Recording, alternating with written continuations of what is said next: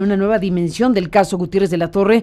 Hemos buscado, Juan Omar, a Tere Ulloa, a la maestra Teresa Ulloa, que es presidenta de la Coalición Regional contra el Tráfico de Mujeres y Niñas de América Latina y el Caribe, y quien tomó la representación precisamente de estas víctimas y quien ha dado esta batalla judicial de enorme importancia que hoy está teniendo este nuevo capítulo. Tere, abogada, gracias por tomarme la llamada. Buenos días. Muy buenos días, Carmen, y buenos días a todo el auditorio. Dime, ¿qué piensas de todo esto, Tere? Bueno, pues realmente han sido 5 años, 5 largos años de lucha jurídica para llegar a este punto donde ahora en realidad empieza la investigación. Y pues el documento que recibimos ayer, que nos fue notificado, ya es el informe de la Procuraduría de Justicia del Distrito Federal al juez sobre la ejecución ya de la sentencia del amparo, y deja ver pues que se reabre la investigación en algo que insistimos desde un principio, que no teníamos que estar haciendo nada en la Fiscalía de Asuntos Especiales y Electorales, sino en la Fiscalía de Trata. Ese es un tema importantísimo, Tere Ulloa, porque aún en la Fiscalía de Asuntos Electorales hay que recordar hoy lo que los miembros de aquel tribunal, los miembros de aquel tribunal electoral, perdón, de la Fiscalía de Asuntos Electorales dijeron, hicieron una exposición pública para decir que dejaban el asunto porque no habían podido acceder a información que les permitiera determinar que la Procuraduría de ese momento no había colaborado para tener la información necesaria para saber y poder demostrar si se habían utilizado recursos públicos en un partido político para un propósito distinto, que es el trabajo de los partidos, sino aquí estamos frente a la revisión de lo que pasó en ese momento, y aquella postura de los responsables de la investigación de la Fiscalía de Delitos Electorales, pues fue muy importante, Tere, aunque se dijo desde el principio por parte de ustedes que no tenía que estar ahí el caso. También hagámonos caso que estuvo ahí y que nunca hubo una exoneración como se quiso interpretar en voz de unos que otros que estaban defendiendo a Gutiérrez de la Torre. Sí, eso sucedió en el órgano OPLE de la Ciudad de México, donde no lo exoneran. No lo exoneran, dicen así, pero así se quiso interpretar y así se difundió mentirosamente. Así es. Lo grave, por ejemplo, es que nunca citaron a las víctimas a que declararan, ni siquiera las conocieron, no nos escucharon. Todavía hay un caudal de pruebas que tenemos que ni siquiera están agregadas a la indagatoria, que no fueron ratificadas. Nosotros estaríamos esperando ya en este momento en que se nos garanticen todas las medidas de seguridad para las víctimas, porque pues la gente que actuó sigue ahí, y algunos. ¿En por dónde, ejemplo, Tere? la que era la fiscal de delitos especiales y electorales, ahora es su procuradora de las fiscalías desconcentradas de la Ciudad de México, ¿no? Y todavía hay ahí el Ministerio Público, que fue el autor de esta situación, ahí sigue. Entonces quisiéramos, desde ayer busqué a la procuradora para pedirle una reunión, decirle que teníamos que hablar sobre este tema. Uh-huh. Todavía no recibo una respuesta, pero en principio pues nos tardamos 5 años para poder llegar al punto donde se declara que fue ilegal el decretar el no ejercicio de la acción penal, y que tenemos que empezar ahora sí esperamos una investigación en serio, aunque pasados 5 años, muchos seguramente de las evidencias se perdieron. Pues es parte de la responsabilidad de quienes determinaron que no habría ejercicio de la acción penal. Hoy se determina que eso fue ilegal.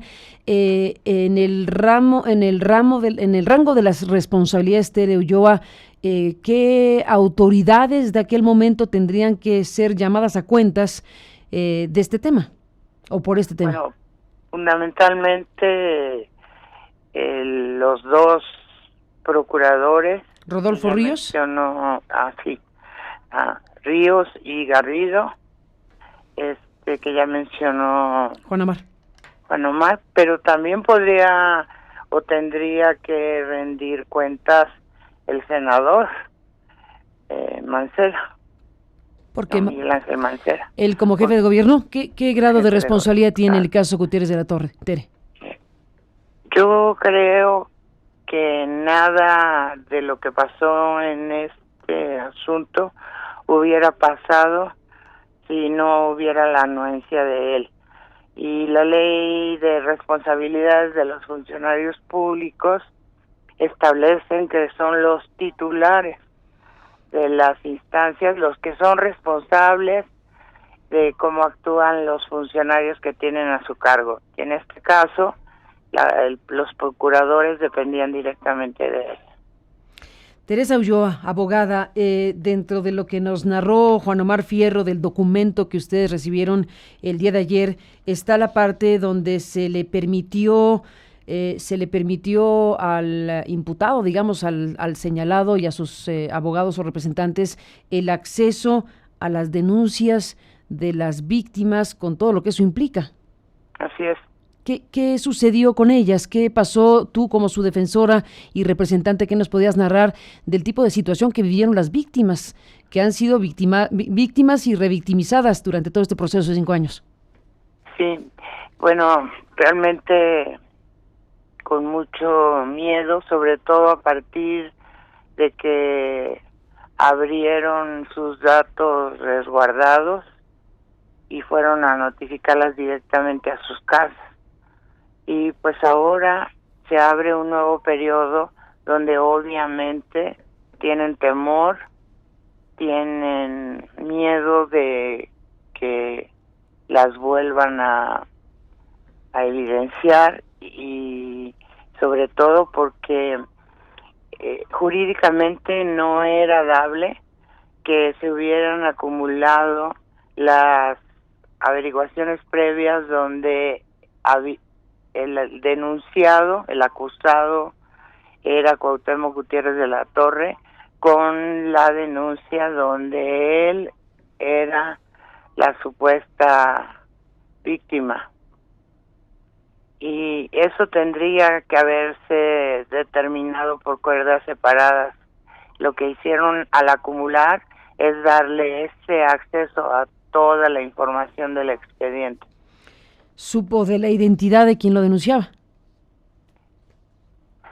Yo esperaría que no. ¿Pero no está segura? No estoy segura. Sería muy grave, ¿no? Lo que sí sé es que 3 funcionarios de la Procuraduría fueron a notificarlas a sus domicilios particulares, de 2 de ellas. El tercero no se lo pudieron notificar porque no encontraron el domicilio, porque se había mudado.